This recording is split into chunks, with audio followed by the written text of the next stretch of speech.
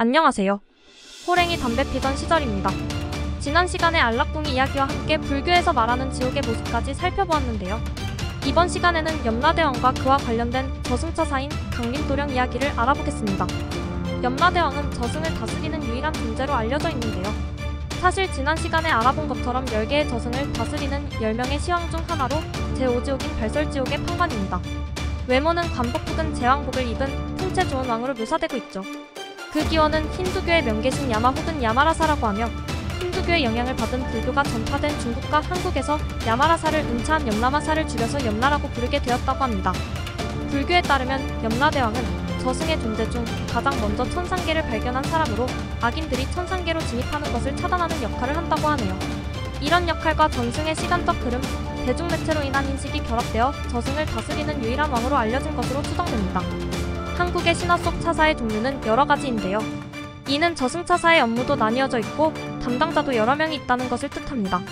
차사의 종류도 잠깐 살펴볼까요? 하늘에서 심부름을 하는 천왕차사는 일직사자, 땅의 일을 보는 지왕차사는 월직사자, 사람의 일을 보는 인왕차사는 금부도사라고 불리며 이승에서 죽은 자의 영혼을 잡아가는 것은 이승차사 강림이고 저승의 일을 담당하는 저승차사는 이원사자, 이승 사람들의 명부를 담당하는 명부차사가 있습니다. 또한 우물가에서 기다렸다가 세상 떠나는 영혼을 인도하는 단물차사, 바다에서 풍랑을 만나거나 불의의 사고로 세상을 등진 영혼을 인도하는 용궁사자도 있으며 객지나 노중에서 저세상으로 간 영혼을 인도해 가는 객사차사도 있습니다.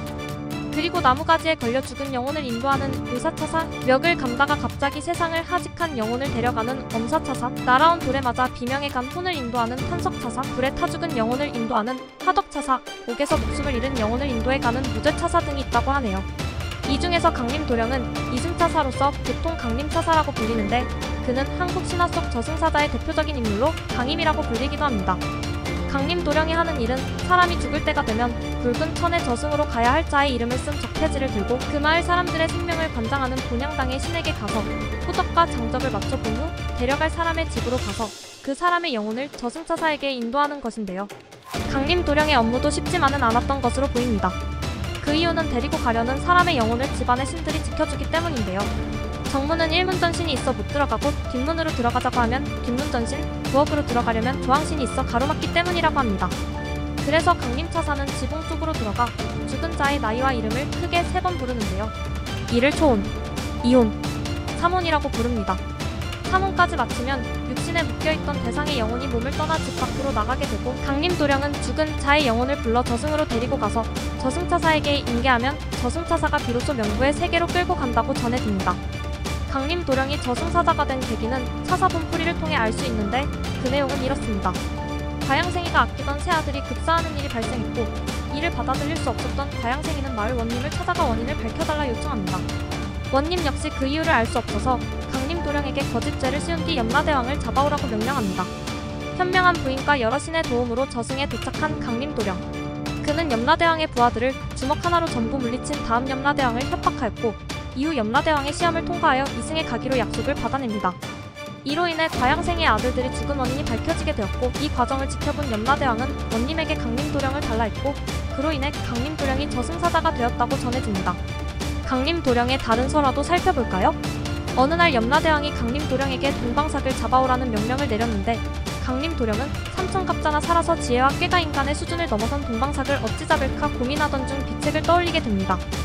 바로 숯을 잔뜩 사서는 그 숯을 냇가에서 씻기 시작했는데요. 이를 본 사람들이 왜 숯을 씻고 있냐고 묻자 강림도령은 숯을 씻어서 하얗게 만들려고 합니다 라고 답했고 이에 사람들은 전부 정신나간 놈이라며 손가락질했지만 그는 아랑곳 않고 꿋꿋이 숯을 씻었다고 합니다. 그러던 어느 날 백발의 한 노인이 나타나 젊은이 왜 숯을 씻고 있는가? 라고 묻자 강림도령은 역시 숯을 하얗게 하려고 씻고 있습니다 라고 답했고 그 노인은 기가 차다는 듯 쯧쯧 내가 삼천갑자 생전에 숯을 하얗게 만든다고 씻는 놈은 처음 봤네 라고 말하자 강림도령은 그 노인이 동방삭이란 사실을 간파하고 바로 체포하여 저승으로 데려갔으며 숯을 씻던 강은 탄천의 유래가 되었다고 합니다. 이렇게 염라대왕의 신뢰를 얻은 강림도령은 중요한 임무를 맡는데요. 세상 사람들을 정해진 수명에 맞게 데리고 오는 일을 맡은 것이었죠.